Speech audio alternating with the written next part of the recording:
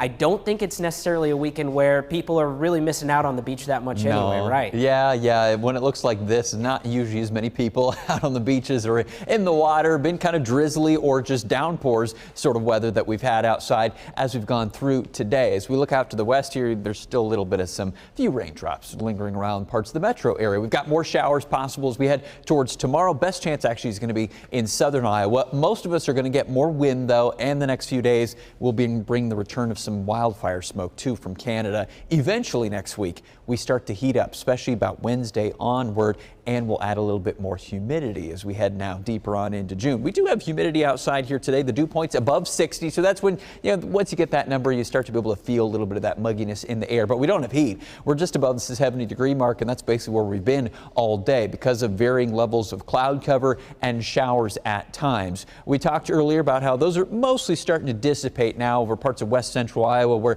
that's where some of the heavier downpours were this afternoon, along a little subtle boundary here between the cloudier, cooler air and the warmer, sunnier air out to the west. Big picture wise, the main culprit has been, well, there's a little weak area of low pressure to our south and a little wave of energy aloft that's moving across the Midwest. That's what's caused this rainfall as we've gone through most of today. To our northwest, there's what will cause our rainfall tomorrow, and there's what will bring the wind in, a cold front up towards the Dakotas, advancing in from Canada, and some of that wildfire smoke will follow it.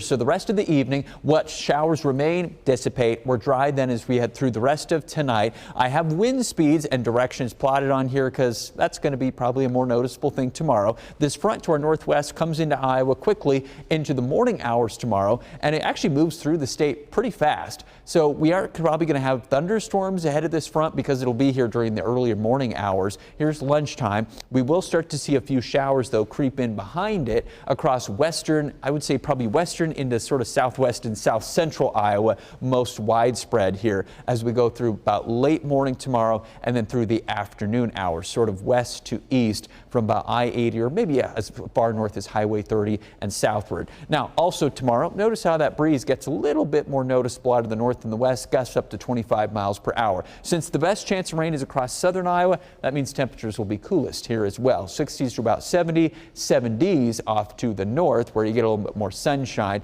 More sunshine for most of us than on Monday, although there is a chance of a spotty isolated shower across northern and northeastern Iowa and more 30-mile-per-hour wind gusts on Monday.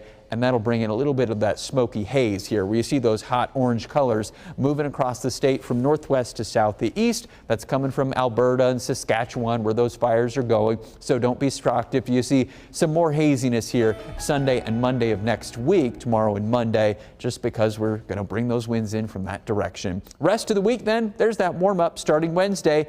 80s, probably feeling at least a couple of degrees warmer than that.